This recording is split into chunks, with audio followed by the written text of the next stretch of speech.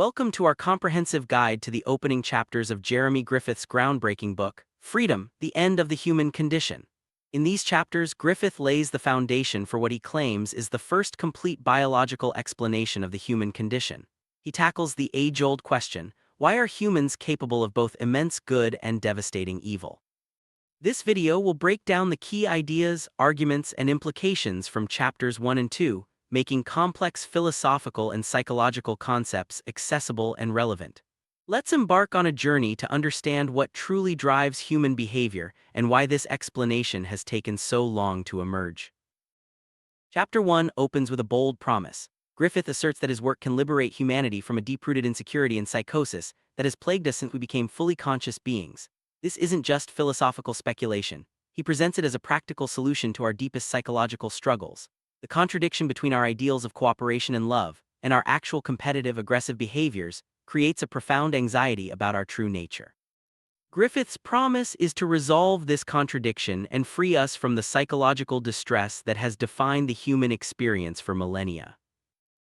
For centuries, many have explained human divisiveness by pointing to our animal heritage, suggesting we are driven by primal instincts to compete and survive. Influential thinkers like Edward O. Wilson have argued that our behavior is rooted in genetic opportunism. However, Griffith challenges this view, highlighting that human actions are far more complex. When we use terms like egocentric, inspired, or guilt-ridden, we're acknowledging the unique psychological dimension of our fully conscious minds. Griffith argues that the animal heritage explanation fails to account for the deep psychological distress that sets humans apart from other species. Griffith emphasizes that the human condition isn't just about poverty or inequality, these are surface symptoms. The real issue is a fundamental psychological reality, the contradiction at the heart of human nature. Humans are capable of astonishing achievements from moon landings to profound acts of compassion. Yet we also possess a capacity for deliberate cruelty and destruction, as noted by philosophers like Schopenhauer. This duality, our ability for both good and evil, creates a deep uncertainty about our true nature and fuels the ongoing struggle within each of us. The eternal question of good and evil lies at the heart of the human condition. Are we fundamentally good, and if so, why do we act destructively? What is the origin of the dark forces within us? Griffith frames these as existential questions that have haunted humanity since we became conscious. The inability to answer them truthfully has led to a persistent state of insecurity and doubt about our worth and purpose. This paradox is not just philosophical, it's deeply personal, shaping how we see ourselves and others. Griffith argues that finding a solution to the human condition is more urgent than ever. The evidence of human turmoil is everywhere: conflict, environmental destruction, inequality, and widespread psychological distress. Traditional solutions, laws, politics, economics, have failed to address the root cause. Journalist Richard Neville captured this urgency, warning that humanity is in a race between self-destruction and self-discovery. Griffith insists that only genuine psychological understanding can save us from escalating crises and help us achieve true freedom. At the core of Griffith's theory is the instinct versus intellect explanation. He suggests that humans originally lived in a cooperative, loving state guided by instincts. However, as consciousness emerged, our intellect began to challenge instinctive impulses, creating a psychological conflict. This conflict led to a state of upset not because we are inherently bad, but because we were heroically searching for understanding. Griffith reframes the human condition as a necessary stage in our journey toward knowledge and liberation, not as evidence of corruption. Griffith believes that understanding the true nature of the human condition can transform individuals and society. By recognizing that our troubled behaviors stem from a heroic struggle, not inherent badness, we can shed the guilt and insecurity that drive defensive actions. This transformation is both personal and collective, offering the possibility of liberation from what Griffith calls Plato's cave of psychological denial. Just as prisoners in Plato's allegory mistake shadows for reality, humans have been trapped in denial until now. One of the biggest obstacles to embracing this new understanding is what Griffith calls the deaf effect. Many people find it difficult to hear or accept explanations of the human condition, even when they are compassionate and redeeming. This resistance stems from a lifetime of psychological denial. Overcoming the deaf effect requires patience, repetition, and supportive discussion, as people gradually come to terms with ideas they have long avoided. Griffith acknowledges this as a major challenge in spreading his message. Chapter 2 opens with a critical question. If the instinct versus intellect explanation is so straightforward, why did it take so long to discover? Griffith argues that humanity's deep fear of the human condition has prevented honest self-examination. Scientists, like everyone else, have been committed to denial, constructing elaborate theories to avoid confronting the real issue. This entrenched denial has blocked progress, even after Griffith first presented his ideas in 1983. Now, with a compassionate explanation available, this denial is no longer necessary. To illustrate humanity's relationship with the human condition, Griffith uses Plato's famous allegory of the cave. In this metaphor, prisoners are chained in darkness, mistaking shadows for reality. Similarly, humans have become so accustomed to living in denial that, even when offered the chance to step into the light of self-understanding, many refuse. This refusal has serious consequences, leading to what Griffith calls terminal alienation, a state of complete psychological dissociation from our true selves. A key concept in Chapter 2 is resignation, a psychological process that Griffith argues is universal but unrecognized by conventional science. Resignation occurs during adolescence, when young people, unable to reconcile their good intentions with their flawed behavior, become overwhelmed by depression. Eventually, they resign themselves to living in denial, adopting superficial ways of thinking and avoiding deep questions about human nature. This process explains why adults struggle to confront the human condition honestly.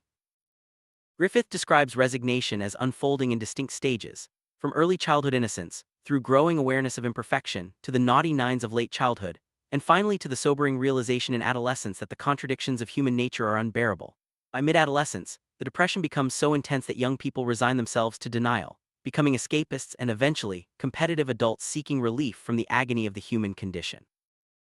Before resignation, adolescents experience a devastating depression as they grapple with the contradiction between their ideals and their behavior. Without an explanation to defend their actions, they may conclude they are fundamentally bad or worthless. This psychological pain is so intense that it threatens their will to live, making resignation a necessary defense. Griffith references films and songs that capture this struggle, highlighting its universality and emotional depth. After resignation, individuals construct a wall of denial around the issue of the human condition. This psychological defense is so effective that most adults lose conscious awareness of the problem altogether. They adopt superficial, artificial ways of living, avoiding any deep confrontation with fundamental questions about human nature. This wall explains why many people today misunderstand what the human condition truly is, confusing it with surface-level social problems. Griffith argues that science, especially biology, has also fallen victim to denial. Scientists have developed theories like the selfish gene that avoid confronting the psychological nature of the human condition. These explanations focus on the how of human behavior, not the why. As a result, science has built an elaborate structure of denial, missing the deeper realities of human existence and failing to address the root causes of suffering. Perhaps the most urgent warning in Chapter 2 is the risk of terminal alienation.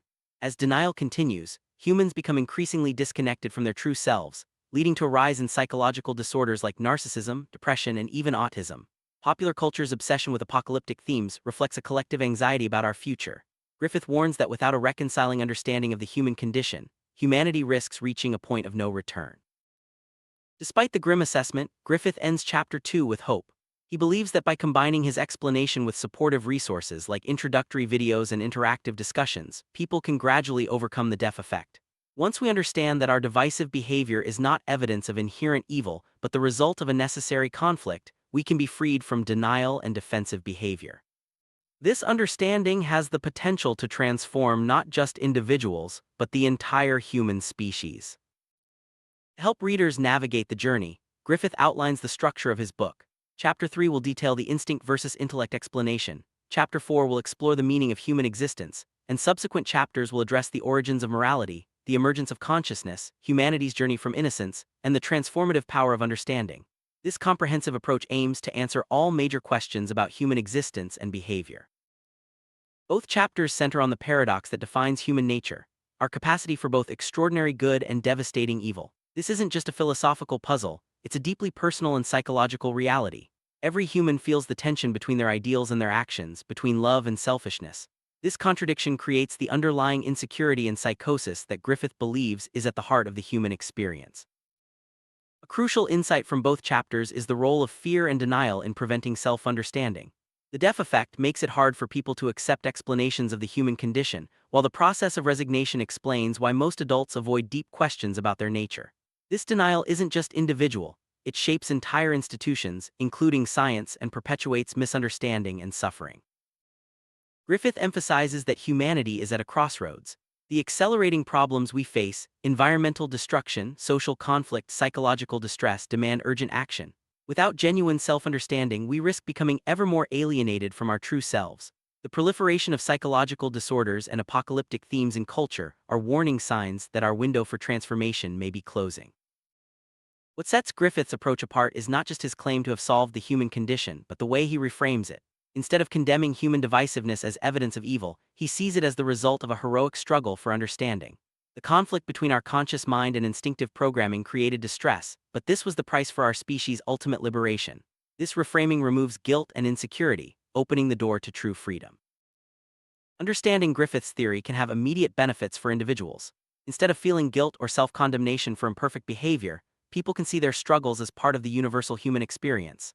The anger, egocentricity, and alienation that characterize human life are not personal failings, but the inevitable result of the human condition.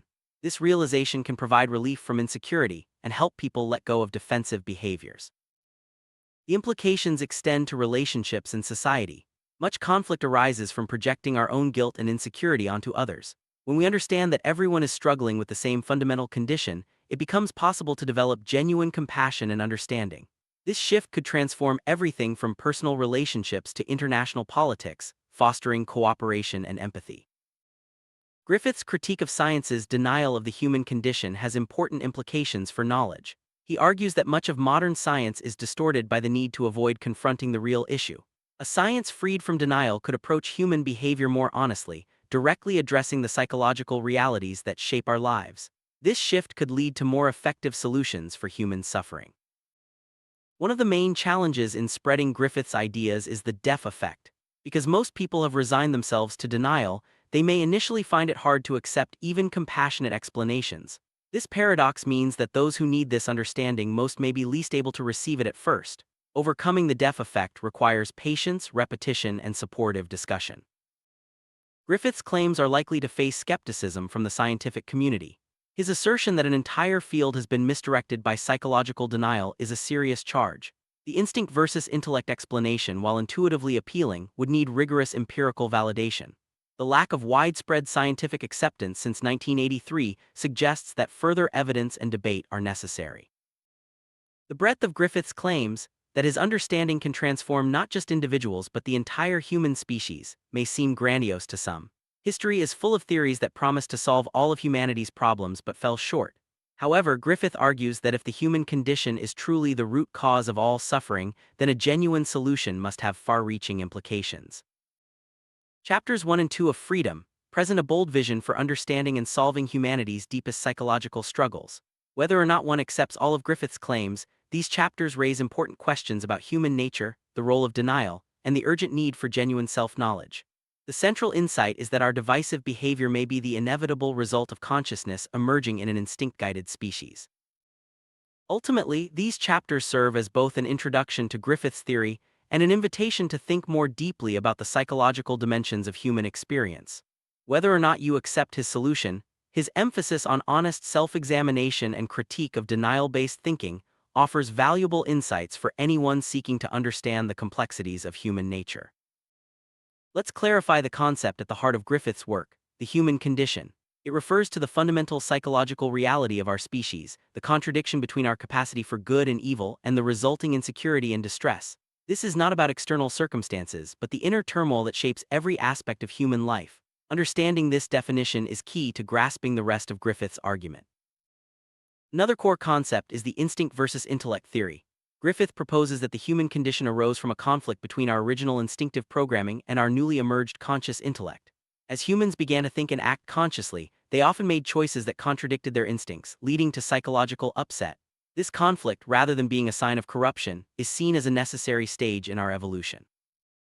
Resignation is a psychological process described by Griffith as universal but largely unrecognized. It occurs during adolescence, when the pain of confronting the human condition becomes unbearable. Young people resign themselves to denial, adopting superficial ways of thinking and living.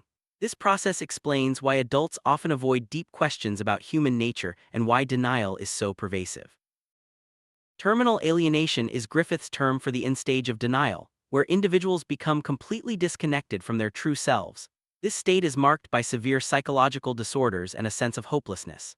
Griffith warns that without a reconciling understanding of the human condition, humanity risks reaching this terminal state, with dire consequences for individuals and society.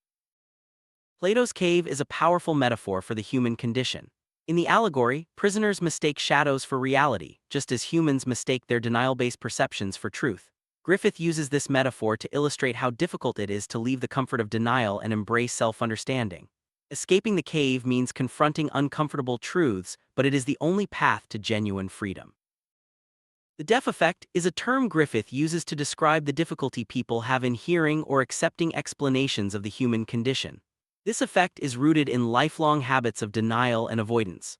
Overcoming the deaf effect is essential for spreading Griffith's message and requires patience, repetition, and supportive environments that encourage honest self-reflection.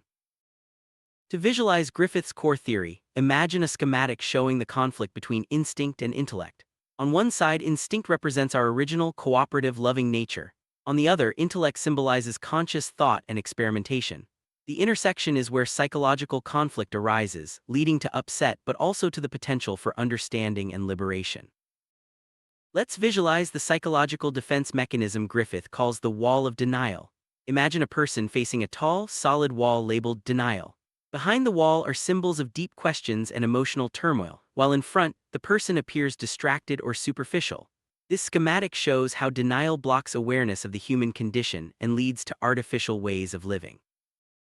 To clarify the process of resignation, picture a timeline from early childhood to adulthood. Early on, children are depicted as innocent and happy. As they grow, confusion and frustration appear, leading to the naughty nines. In adolescence, the timeline shows a steep drop into depression, followed by a flat line representing resignation and superficial adulthood. This schematic helps illustrate the psychological journey described by Griffith. To bring Plato's cave metaphor to life, imagine a cave with chained figures facing a wall where shadows are cast. Outside the cave, sunlight represents self-understanding and freedom. One figure is shown stepping out of the cave, leaving the shadows behind. This schematic captures the journey from denial to enlightenment. To illustrate terminal alienation, picture a progression from a connected, vibrant figure to one that is isolated and surrounded by dark clouds. The final figure is alone, disconnected from others and from themselves, symbolizing the end stage of denial. This schematic highlights the danger of failing to address the human condition. Visualize the path from denial to transformation. On one side, people are trapped behind the wall of denial. In the center, supportive resources like videos and discussions help break through the wall. On the other side, people emerge into the light, symbolizing understanding and freedom. This schematic shows the journey Griffith envisions for humanity. To understand how denial perpetuates itself, imagine a circular diagram. At the top, denial leads to misunderstanding. This causes insecurity and defensive behavior, which in turn reinforce denial. The cycle continues until interrupted by genuine understanding. This schematic emphasizes the need to break the cycle for true transformation. In summary, chapters 1 and 2 of Freedom offer a bold new perspective on the human condition, emphasizing the need for honest self-understanding and the dangers of denial. Griffith's theory reframes our struggles as part of a heroic journey, not evidence of inherent evil. The challenge now is to validate, communicate, and apply this understanding to address humanity's urgent problems. As we move forward, the next chapters promise deeper insights and practical applications for transforming ourselves and our world.